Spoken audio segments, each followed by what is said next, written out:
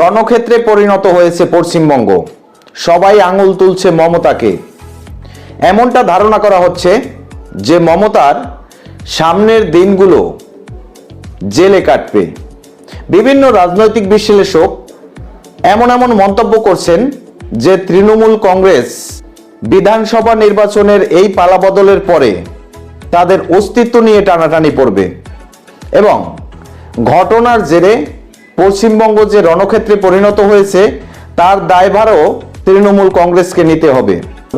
আমরা তো হারিয়ে নিয়ে যাব, হারলে আমি যদি শপথ নিতে যেতাম তাহলে আমি রেজিগনেশনটা করতাম। আমরা দেখলাম নির্বাচনের পরে মমতা এমন প্রেস ব্রিফিং করলেন যে তিনি মুখ্যমন্ত্রী পদ থেকে পদত্যাগ করবেন না, নির্বাচনে জালিয়াতি করা হয়েছে, এই সব কিছু অভিযোগ নিয়ে তিনি যখন একটি প্রেস বিজ্ঞপ্তি দিলেন তারপরেই দেখা গেল শুভেন্দু অধিকারীর পিএসকে হত্যা করা হলো। এমনটা কেন হলো সেটাও একটি বড় প্রশ্ন। কিন্তু বর্তমানে পশ্চিমবাংলার যে বিশৃঙ্খল পরিবেশ সৃষ্টি হয়েছে সেটি বর্তমানে আর প্রশাসনের আয়ত্তে নেই। দেখা গেল রাস্তাঘাটে গাড়ি ভাঙচুর, গাড়িতে অগ্নিসংযোগ, চেয়ার দোকানপাট ভাঙচুর হচ্ছে এবং দোকানপাটে অগ্নিসংযোগ হচ্ছে, রাস্তায় বড় বড় মিছিল নামছে, বিক্ষোভ প্রতিবাদ মিছিল, আরো কত কি।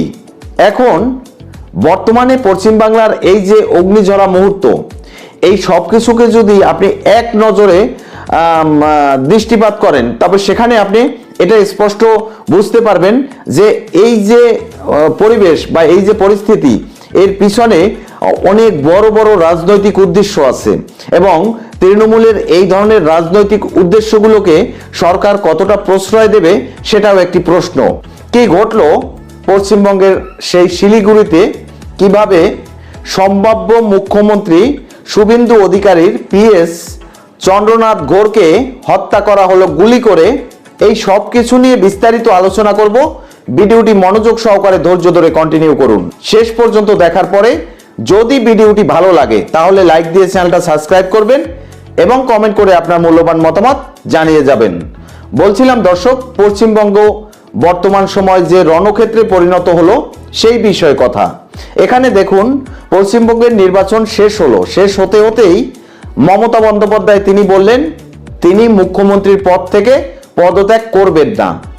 পরেই দেখলাম যে মাংসের দোকান ভাঙচুর হলো এবং মাংসের দোকান যে ভাঙচুর হলো সেই যে ভাঙচুরের ঘটনাকে কেন্দ্র করে তৃণমূল কংগ্রেস বিভিন্ন রকমের নাটক, ভেলকিবাজি, আন্দোলন, মিছিল, অবরোধ এগুলো স্বাভাবিক হয়ে থাকে তাদের, এই সব কিছু আমরা দেখলাম। তারপরে কি হলো?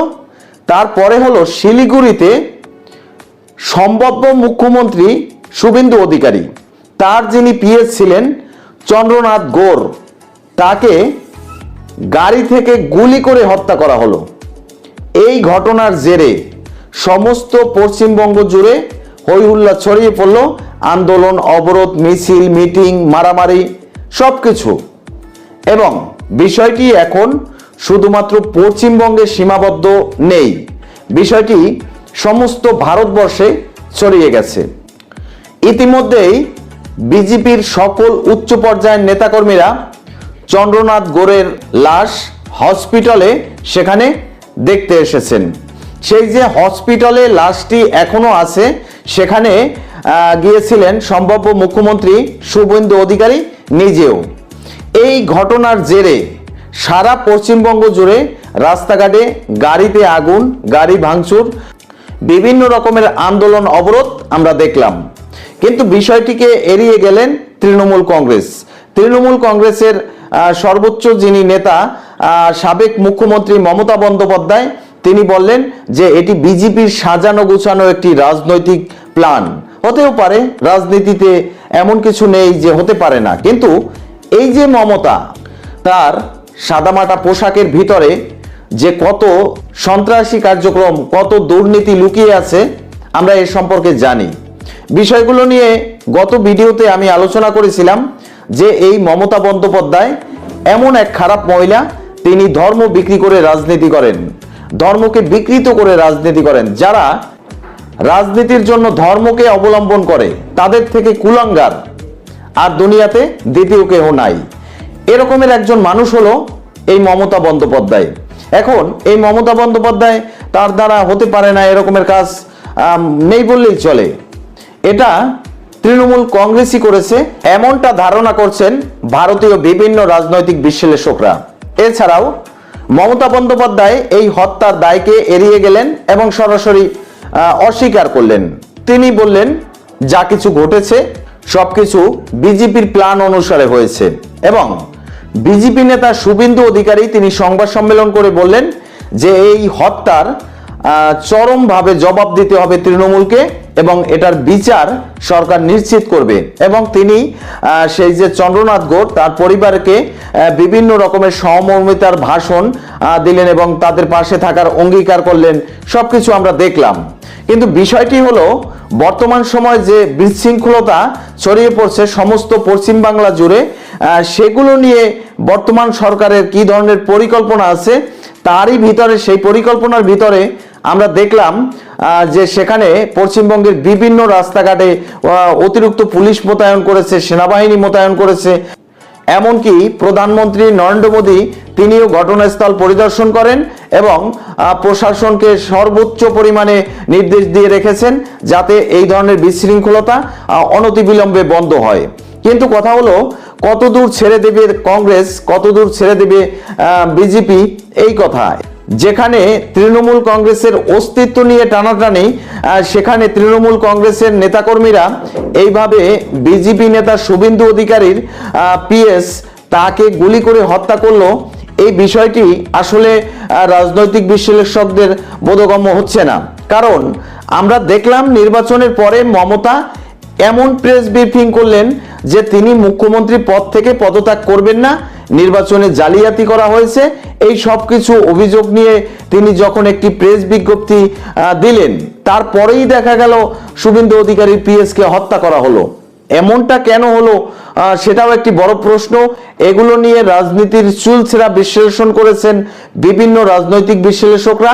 কিন্তু বর্তমানে পশ্চিমবাংলার যে বিশৃঙ্খল পরিবেশ সৃষ্টি হয়েছে সেটি বর্তমানে আর প্রশাসনের আয়ত্তে নেই। দেখা গেল রাস্তাঘাটে গাড়ি ভাঙচুর, গাড়িতে অগ্নিসংযোগ, চেয়ার দোকানপাট ভাঙচুর হচ্ছে এবং দোকানপাটে অগ্নিসংযোগ হচ্ছে, রাস্তায় বড় বড় মিছিল নামছে, বিক্ষোভ প্রতিবাদ মিছিল, আরো কত কি।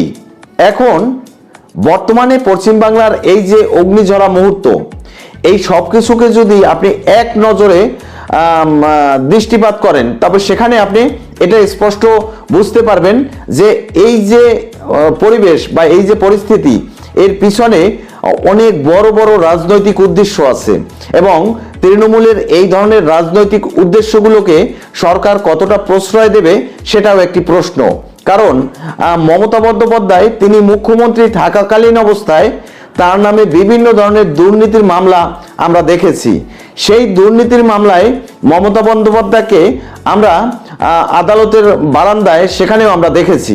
এখন কথা হলো, মমতা বন্দ্যোপাধ্যায় আর কতটা দুর্নীতি করবে এবং আর কতটা দুর্নীতি করলে আর কতটা ধর্মভীরু মানুষকে ধর্ম বিক্রি করে ক্ষমতার লড়াই টিকে থাকার জন্য তার কি আর করার আছে। এই সব কিছু বর্তমান সময় পশ্চিম বাংলাকে যে অশান্ত করে দিয়েছে এবং বিষয়গুলোকে যে এখন প্রশাসনের হস্তক্ষেপের ভিতরে আসতে হলো, এমন একটা বিশৃঙ্খল পরিবেশ সৃষ্টি হলো, এই সব কিছু নির্বাচনের পরে পশ্চিম বাংলার নতুন নতুন রাজনৈতিক সমীকরণের সূত্রপাত করে দেবে। তো দর্শক, আজকের এই পর্যন্তই শেষ করছি। পরবর্তীতে নতুন কোনো ভিডিও নিয়ে আসবো। সেই পর্যন্ত ভালো থাকুন, সুস্থ থাকুন। আল্লাহ হাফেজ।